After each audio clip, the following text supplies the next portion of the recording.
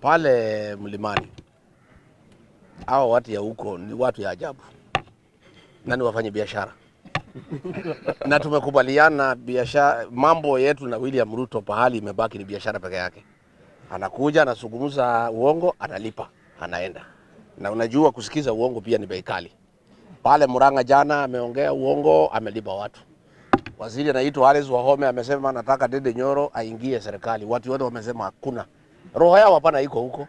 Wao walikuwa wamelipwa 2,200 kusema one term. Hiyo 2,000 haikuhusisha mambo ya kuingia kwa serikali. One thing at a time. Hao watu wanalipwa for a specific reason. Wakuja mkutano waseme one term 2,000 waende nyumbani. Ukitaka waingie serikali hata ukiwalipa ni ngumu. Kenya has become a criminal enterprise where goons are part and parcel of the National Police Service. And we have said that when we sent our policemen to Haiti, we thought they are going to help the people of Haiti deal with the criminal gangs. Little did we know that they had gone there on a benchmarking exercise to learn how goons can run a country, because that is what we have seen in this country. The coastal people are very peaceful people. They don't like violence and they don't believe in violence. So we're asking Governor Nasir, Hassan Joho, and other characters, please don't bring violence into our meetings.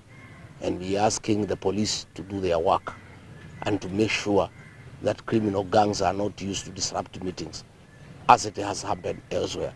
We want the Inspector General of Police to live up to his word 2 days ago that all meetings will be peaceful and goons will not be allowed to create mayhem, to unleash violence against the people of Kenya, because Kenya is a democratic country. Jana Murang'a imetumika karibu 50 million mpaka cheji imekosekana. Ilikuwa kila mtu wako na 1,100. Sasa muuzaji wa baa anasema na unajua hakuna uitishe vitu inatoshana na 1,000. So pale mlimani pale mlimani ni mambo ya biashara. Huyu Kasongo ananyolewa na Wakikuyu. Wakikuyu wanasema huwezi zika dovu na pembe. Lazima ungoe pembe ndio uzike dovu. The issue of William Ruto and the mountain and indeed the rest of Kenya is finished. Uahia tumepitia pale Voi one term. Tumepita pale Samburu, Mazera, Ukunda, Magarini, Likoni. Everybody one term. In fact, kibarua iko kwetu wanatuambia mtoe mtu moja.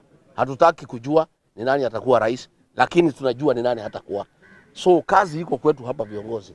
We are the people who can let the people of Kenya down. So the issue of Ruto and the mountain is not an issue.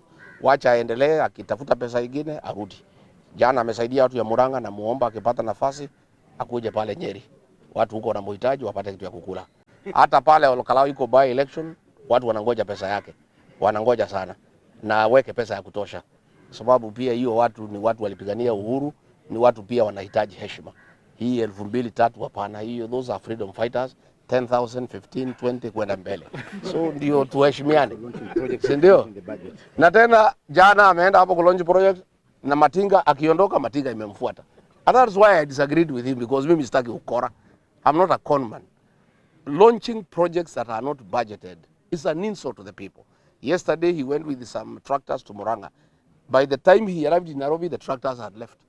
And that is the modus operandi of his administration. And people know. That is why wanaenda kuchukua pesa, wasikize uongo, waende nyumbani. And as long as analipa much more than laborers, pale kuchuna majani chai ni 600. If he can pay a little bit more than 600, watu wanawachana na chai, kwa sababu yuko kwa shamba hakuna pahali naenda, wanamsikiza, wanachukua pesa, the following day wanaenda kuchuna chai. Iko namna hiyo. Huyu waziri wa usalama is a conman. Yeye ndiye mwenye kupanga goods. Siku nilitoka the US alilipa milioni 3 kupanga goons. Pale Wetima ACK Church Othaya. The goons were 12 police officers. He has not taken any action against them. Ameulizwa, why are police officers attacking people when they are hooded? Amesema is when they are on a dangerous assignment. How can attacking a church be a dangerous assignment? You know? Pale ametengeneza goons, wamevamia shamba pale Kiambu inaitwa Kasarini ya 248 acres. Murkomen amepanga goons, anataka kunyakua hiyo shamba wakiwa na Nixon Koril, Oscar Sudi and William Ruto. You know, hao watu wameiba kila kitu ya public. Imeisha. Safaricom imeenda, Kenya Pipeline imeenda, Fuliza imeenda, E-Citizen imeenda. Imebaki sasa ni private land. So Ruto and his people are targeting private land for grabbing. And Murkomen has created goons himself.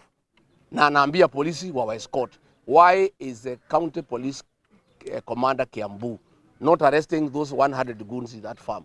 Because wametumwa pale na Murkomen. So Murkomen cannot talk about goons. It is him and PS Omolo ndio wenye goons katika Jamhuri ya Kenya. And it's also important and appropriate for him to respect the people of Kenya. You know, anaona Wakenya ni wajinga sana. You know, the way Ruto conned us into electing him as president, they think we are still that foolish. So hii maneno ya goons ni mambo ya Murkomen na Omolo na Ruto na watu yake. Hata kama leo kutakuwa goons, he is the one who has authorized. So he cannot condemn goodism because he is the one facilitating and authorizing the deployment of goons to harass people and to grab private property.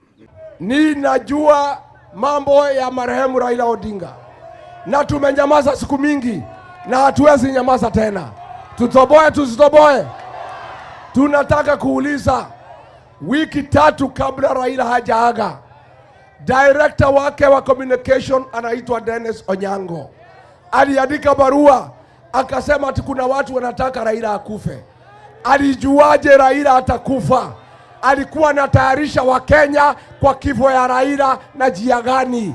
How did Dennis Onyango know that Raila Odinga would die? Because hakuna Mkenya alikuwa anajua Raila ni mgonjwa. Huyu Dennis Onyango ndio aliandika barua ati viongozi ya upinzani ati wanaombea Raila mabaya ati akufe.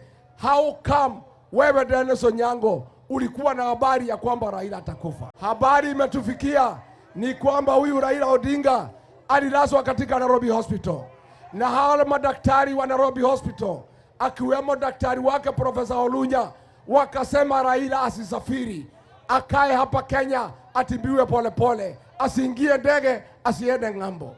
Ilikuwaje serikali iliamua kumtoa Raila kumpeleka India? Wale madaktari wa Nairobi Hospital wakakataa.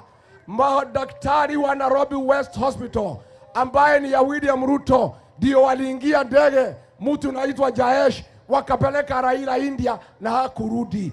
Tunauliza serikali, kama madaktari wa Nairobi Hospital walisema Raila asisafiri, kwa nini mlitafuta madaktari ya Nairobi West Hospital ambaye si daktari ya Raila wakaenda naye ng'ambo na Raila hakurudi? Tunataka kuuliza, sheria ya kifo, ukikufa nje ya hospitali lazima ufanyiwe postmortem. Huyu Raila Odinga hakukufa kwa hospitali. Kwa nini wa leo postmortem haijafanywa ijulikane nini ilimuua Raila Odinga? Tunataka kuuliza swali, hii will ya Raila Odinga ya kuzikwa within 72 hours, familia walisema hawajui. Wewe William Ruto si wa familia ya Raila Odinga, ilikuwaje wewe unajua mambo ya will ya Raila Odinga na wewe si member wa familia? Kwa hivyo, kwa sababu iko maswala tata, iko maswali mingi, tunataka kuuliza kuwe na public inquest na iongozwe na watu ya Scotland Yard ama wale FBI, ichunguzwe kikamilifu ni nini ilimuua hayati Raila Amolo Odinga, ndio Wakenya wajue kuendelea mbele. Harambee!